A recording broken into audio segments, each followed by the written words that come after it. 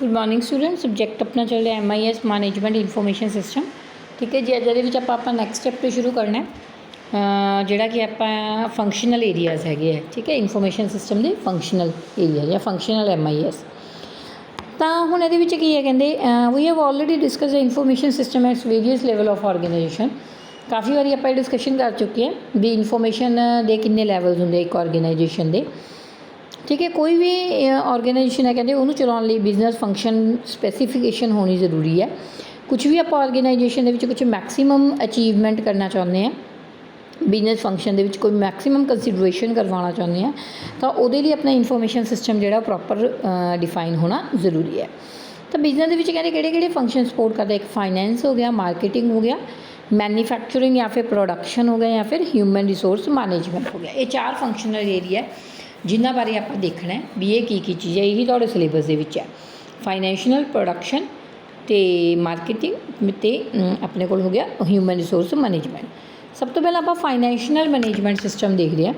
Financial management system deals with raising of finance from different source to the capital required to run the business and efficient deployment of finance.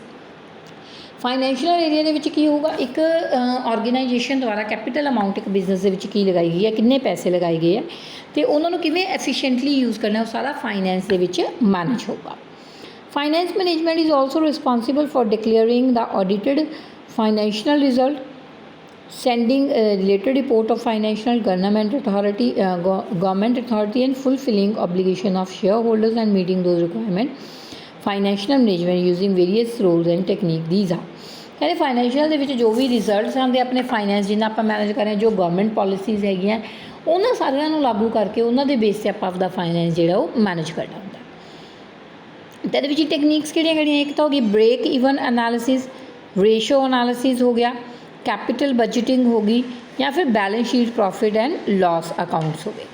तो computer based financial management system के इन्होंने manage करने की होंगे the financing of a business, the allocation of control of financial resources in the business. जे major information include देखिए तो major information की होंगे कैश एंड इन्वेस्टमेंट, कितनी कैश है कि आप इन्वेस्ट किया है, कैपिटल बजटिंग अपनी कितनी सी, फाइनैंशियल फोरकास्टिंग कितनी हो सकती है, तो फाइनैंशियल प्लैनिंग आप किमें करनी है। तो हम कैश मैनेजमेंट के कहते की देखा जाता, collect information for cash receipt, जो भी आप कैश लगा रहे हैं उन्हें रिसिप्ट नाल दी नाल लेना पीरियोडिक बेसिस से या डेली बेसिस से या मंथली बेसिस से, जिहदे नाल आपां नूं इन्हां चीज़ां नूं मैनेज करना ईजी हो जाए।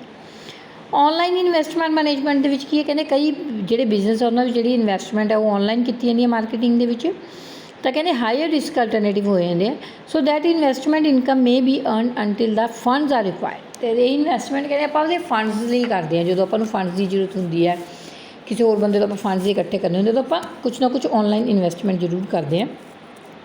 तो वो कहते portfolio of securities can be applied to help to portfolio management software packages. Portfolio तैयार किए जाते एक बंदे का पूरा बायोडाटा तैयार किया जाता है, जिहदे जो देखो थोड़ा पूरा बायोडाटा तैयार होगा फिर ही तुहानूं कोई फाइनैंस या कोई फंड देगा, देखूगा भी तुहाडे ते कोई पैसे लगा सकता है कि नहीं। तो उसके लिए पूरे पोर्टफोलियो जोड़े तैयार किए जाते हैं अकॉर्डिंग टू दैट। तो उन्होंने ऑनलाइन इन्वेस्टमेंट के जो सर्विस की जिमें are available for from 100 of online sources of internet भी की इंटरनेट सोर्सिज तो अवेलेबल है, हैल्पफुल है, यानी ये सारिया चीज़ां ध्यान में की जाती। कैपिटल बजटिंग के की आ जाता, कैपिटल बजटिंग के देखा जाता है भी जिन्ने किन्ने पैसे जोड़े है आप लगाए हैं, किन्ने उस खर्चे से कितना प्रॉफिट आपको मिले। तो लॉन्ग टर्म जो एक्सपेंडिचर है या प्लैनिंग्स है जो भी है वो आप कैपिटल बजटिंग के करके रखते हैं भी इन्ने पैसों की लोड़ पऊगी, रिस्क कवर करके चलते हैं, प्रॉफिट वगैरह लॉस वगैरह सारे आप कवरिंग करते हैं। फाइनैंशियल फोरकास्टिंग एंड प्लैनिंग की अलग अलग पैकेजिज होंगे, कहते आप इकनॉमिकली की करते हैं प्लैनिंग करांगे ना अपने को जो भी मनी है पहले आप प्लान करके ही इन्वेस्ट करते हैं किसी बिजनेस में, विदाउट प्लैनिंग आप नहीं करते।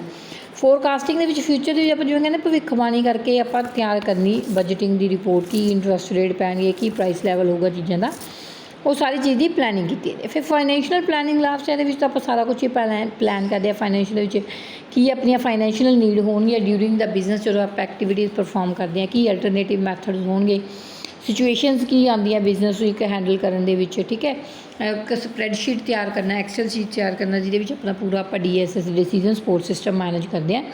तो ये सारिया चीज़ां अपने फाइनैंशियल एरिया के आदि जिहदे आप पूरा अपना फाइनैंस मैनेज करके चलते हैं। ठीक है जी, इन्ना करना। उस तो बाद ये सारियां चीज़ां तुहानूं फाइनैंशियल मैनेजमेंट दे विच करन दी कोई ज़रूरत नहीं हैगी।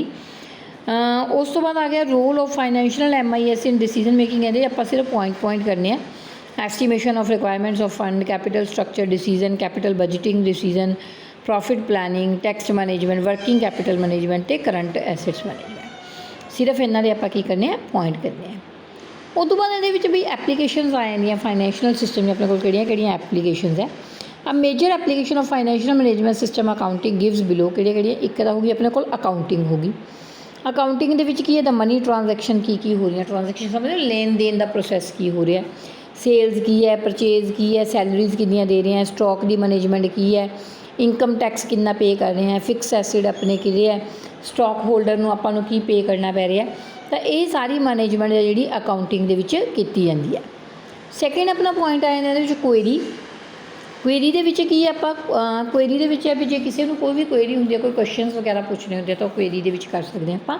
The query system show the detail of all debits and credit transaction. जो भी लेन देन के प्रोसैस है, क्रेडिट होया चाहे डेबिट होया, वो क्वेरी ट्रांजैक्शन दे विच मैनेज किया जाता है। रिजल्ट देखे जाते हैं की आ जाता है। जिवें इहदे विच आपां की प्रोसैस करते हैं, मेन अकाउंट की है, सबसिडीज अकाउंट की है, लोकेशन फैक्ट्री ब्रांचिज की है, डॉकूमेंट बिल्स वगैरह, क्रेडिट डेबिट नोट्स जो जमा कराए है, कढ़ाए है पैसे, वो सारे देखे जाते हैं।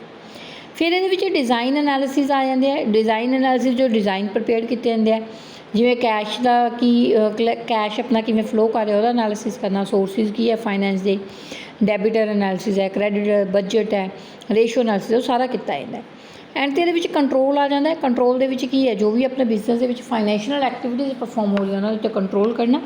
The control decision in taken of consideration of various factors. काफ़ी फैक्टर्स कंट्रोल रखा जाता है, ठीक है। हुण फिर एंड तो ये आप की बना लें, एक रिपोर्ट्स तैयार की फाइनैंशियल दियाँ रिपोर्ट समझ लो पूरे साल के मंथली बेसिस से हो सकती हैं, वीकली पीरियडिकली हो सकती हैं। तो एक फाइनैंशियल मैनेजमेंट की एक रिपोर्ट तैयार की जाती है। देखो जिवें रिपोर्ट के जैसे नॉलेज अपडेट्स हो गई, ऑपरेशन अपडेट्स हो गए, स्टेटरी रिपोर्ट्स हो गई, डिसीजन एनालिसिस, एक्शन अपडेट, ये सारा काम जो है रिपोर्ट के मैनेज किया जाता है। तो ये अपना फाइनैंशियल इनफॉर्मेशन सिस्टम कंप्लीट हो गया है। ये नैक्सट अपने को आप मार्केटिंग करांगे, जिन्होंने सेल्स भी कह दिता जाता है, ठीक है। मार्केटिंग कर लाँगे, फिर प्रोडक्शन हो जाएगा, तो फिर परसोनल MIS हो जाएगा, ठीक है स्टूडेंट। तो जो फाइनैंशियल वाला है इनू तुसी कर लियो। फिर नैक्सट वीडियो के आप मार्केटिंग एक एक करके मैं तुम्हें सारे जोड़े है एरियाज़ कंप्लीट करवा दूँगी। इंपॉर्टेंट है, चंगी तरह स्टूडेंट पढ़ लियो।